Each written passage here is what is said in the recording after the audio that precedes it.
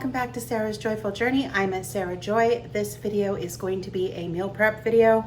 Now that I'm in my new job, meal prepping is crucial for me because oftentimes I don't have time to cook when I get home. I'm gone so long. I start work at 8 o'clock currently, and I leave my house at like 6:15. And I usually don't get home till 6:30 sometimes. Yeah. So it depends on how traffic is in the afternoon. It could take me, it's normally a 50-minute drive, but it can take me an hour to an hour and a half or a little bit longer depending on traffic. So when I get home from work, I'm tired because I've had a very full day and I don't cook. So I do need to do a lot of cooking because I can just grab and heat and stuff like that. So I have a big list, and now that I'm looking at it, there's something else that I need to add to it. So let's go ahead and get that next thing added to it.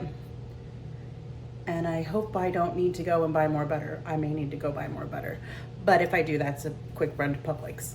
All right, so we have lots to do today. In between, I'm cleaning the house. Got most of that done. Still have some other things to do on that, but I'm going to be doing that in between cooking. Today we're going to be doing hard-boiled eggs. I am not making egg pudding. I still have some egg pudding from last week's double batch, so I don't need to make any of that, but if I decide to, I can make some.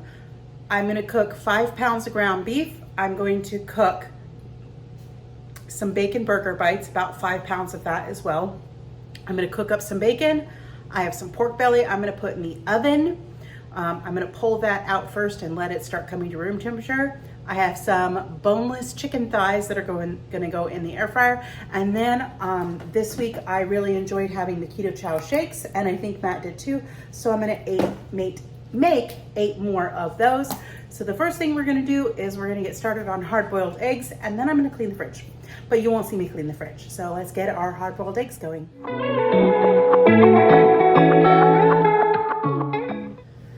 The eggs have just a couple minutes, and I was doing some other things, and I was thinking about my list. And I do this sometimes, and I recommend that you do this too. If you have an ambitious list, reevaluate it as you're going along, see what's actually working. And I was really thinking, I just don't want to roll meatballs today.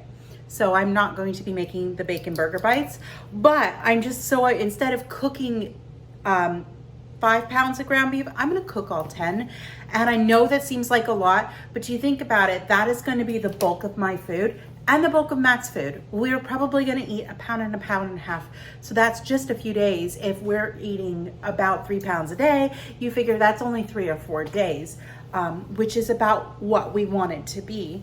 And then I'm gonna have bacon. I have the oven coming up now so that I can bake bacon. I am gonna bake a little over 3 pounds of bacon, so that's going to take me a bit. And then once the bacon's done, I will cook the ground beef and start the pork belly and the chicken thighs. That is my egg timer letting me know they're done. So I'm gonna go ahead and get those out of the Instant Pot, and then we'll get started on bacon once the oven's ready to go.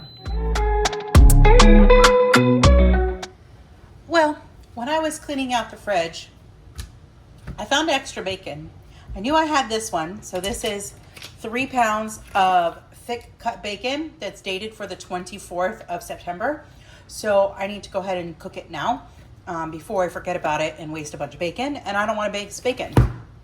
Then I also found this Oscar Mayer 1 pound or 2 pound, 1 pound package. And it also has to be cooked by the 19th of the month. And it is already the 7th, the day that I'm recording this. And I found a little bit of bacon left. So yeah, so this bacon right here, I'm probably gonna chunk up and make little bacon bits for me to snack on. But this all stuff is gonna get baked in the oven. It's gonna bake at 400 degrees, and I'll show you what that looks like as I'm preparing it to go into the oven and what it looks like once it's done. The good thing is I have 2 giant cookie sheets,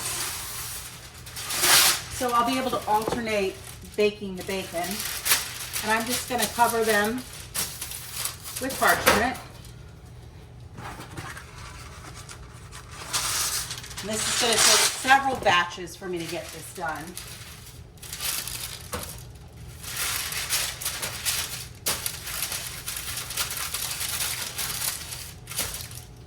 one tray.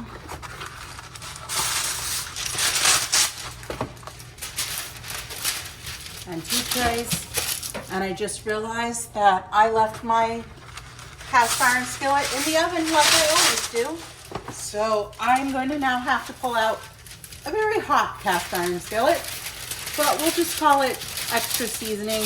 I'll just re-grease it a little bit in a minute and it'll be good to go. All right, I'm gonna put the bacon on the trays and then I'll show you what it looks like when it goes in. So I'm gonna show you the dogs right now because they're actually being very cute. So I bought them new bones today and they're stuffed bones. They go through phases where they will want a stuffed bone and then they go through phases where they don't. So they both got a new stuffed bone because Ghost has been tearing up his supposedly non-destructible toys. So I'm like, okay, it's time to get a stuffed bone and get them entertained for a little while.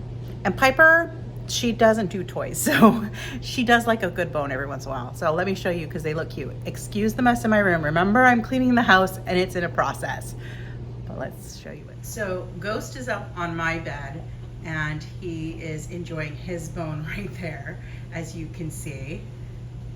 He's very happy to have that. And then Ms. Piper is down here on the floor enjoying her bone as well. Piper, is that good, girl? Is that good? And then there's Ghost again. Hi, buddy. You go say hi.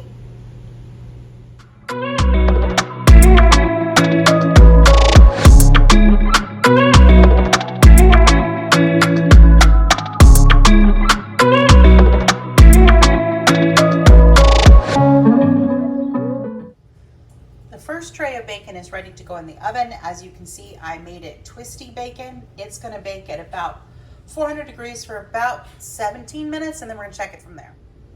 The first batch of bacon is done. The second one is in the oven. I'm going to let this drain for a little bit, and then it's going to get stored in a Ziploc bag once it cools off. So I still have a lot more bacon to cook, so that's what I'm going to be doing for the next little bit is cooking bacon. All the bacon is finally done cooking. I'm going to clean up and then I'm going to probably get started on the chicken thighs because those won't take very long. And then possibly while that's cooking, I'll also get the pork belly ready to go. So these are the chicken thighs that I got at Aldi. I've had them before, they're really good. And there's some carbs, but I don't mind that. There's no added sugar or anything like that, or even just sugar in general. So it's just from oil.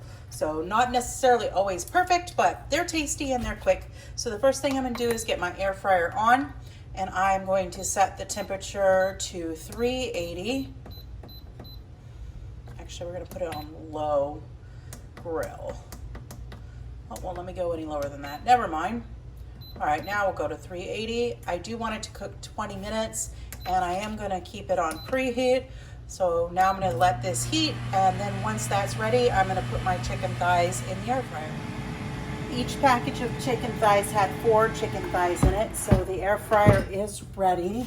And I'm gonna go ahead, and I should have just sprayed it before, but I forgot, but we're gonna spray it just in case. And then I'm just gonna put probably 4 thighs in the air fryer. Best as I can. These are funny shaped thighs, but that's all right. They're gonna get diced up once they're cooked. All right, well, there's the first batch cooking and we'll continue on shortly after that. I know it's noisy, but the air fryer is cooking the last of the chicken. I wanna go ahead and I wanna get started on the pork belly. This is 4.5 pounds of pork belly. So what I'm going to start doing is getting it out of the package, and then I'm going to score the fat, and this might end up taking like 4 or 5 hours. So I'm going to, before I start scoring the fat, I'm going to do some research real quick. I'll be right back. All right, I did some research. It should be cooked to 145. So I am going to go ahead and I'm going to use my meter. But first I'm going to score it and season it.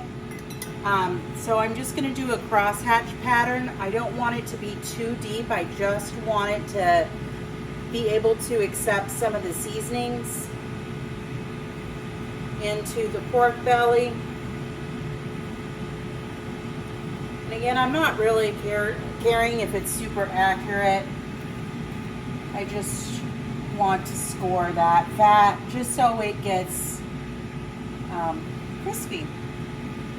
Alright, so I'm going to season using some Redmond's real salt. I'm going to be pretty generous with that. And I'm going to grab some of my seasoned salt, or my smoked salt.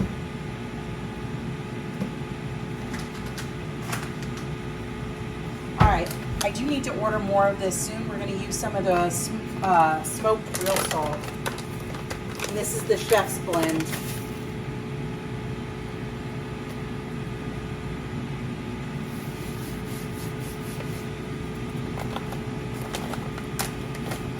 You do want to be pretty generous with it.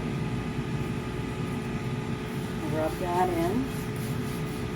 Alright, then the next thing I'm going to use is I'm going to use some of this garlic pepper.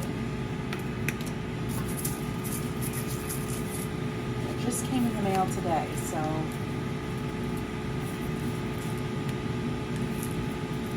how do you even use this?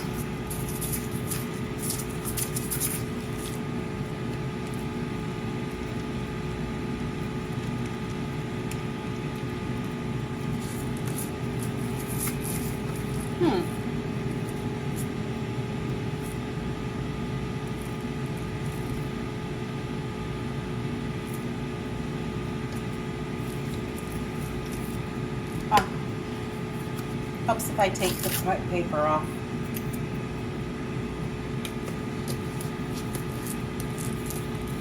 Alright, now we go, there we go. And I'm going to be really nice and generous too with this garlic pepper.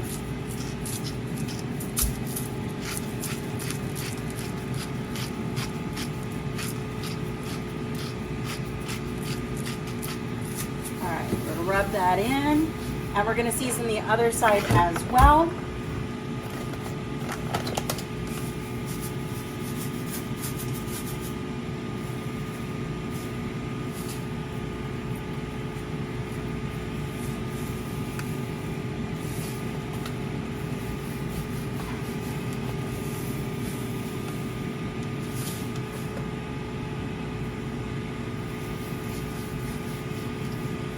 And yes, I know I'm using my dirty hand, but I have Clorox wipes that I'm going to wipe this grinder off with as soon as I am done so that it stays clean and not contaminated with meat. All right, so now I'm going to go ahead and I'm going to find like the thickest part and I'm going to stick my meter in.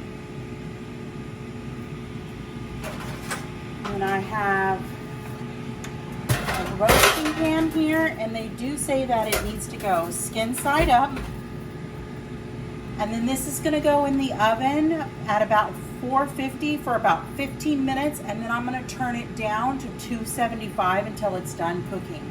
So I'll show you what it looks like when it's all done. So yeah, here's my tip. Get some Clorox wipes. It's perfect for wiping down spice bottles and mustard and everything like that once you have used it with your dirty raw hands. And then you can seal it back up and you're good to go. I even will take my pouches too, make sure they're sealed, and then I can give them a wipe down as well if I need it, just to help out and make sure everything's nice and clean. The last of the chicken is just about done. I'm going to dice it up and put it into this container. You'll hear the air fryer beep in a second, and I'm just going to open that to let that cool. And in the meantime, I'm just going to dice this up a bit and place it in here. And then that will be the chicken all set.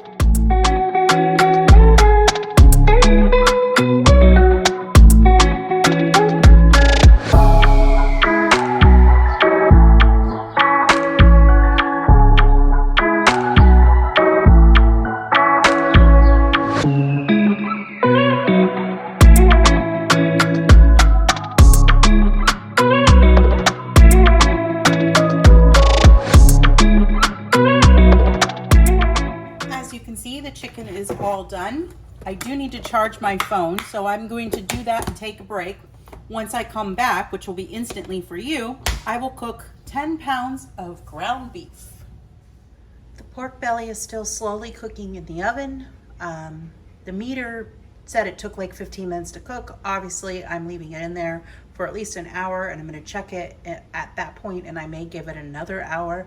But I want to start cooking the ground beef, and this is 10 pounds. I'm going to cut it in half.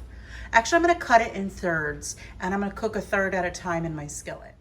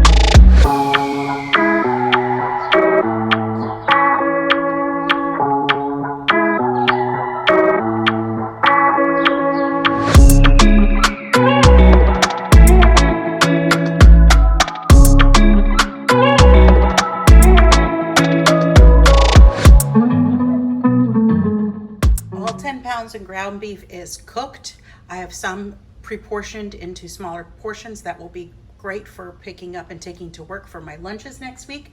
And then over here is the pork belly. I'm going to slice it and chunk it and crisp it up in the air fryer in a minute. The pork belly is done and all crisped up, so I got 3 containers and that little bit, which I'm going to let cool, and then I'll eat as my dinner. Well, I got everything done on my list except the keto chows, which are still gonna get done. I'm just going to do them tomorrow. I'm tired because it took me most of the day to get this done, but we have plenty of food in the refrigerator and things are good and set for the next several days for us. So I'm really excited about that. If you like this video, be sure to give it a thumbs up and let me know down below what your favorite thing is to meal prep. I'd love to know. Have a wonderful and joyful day, and we'll chat again soon. Bye for now.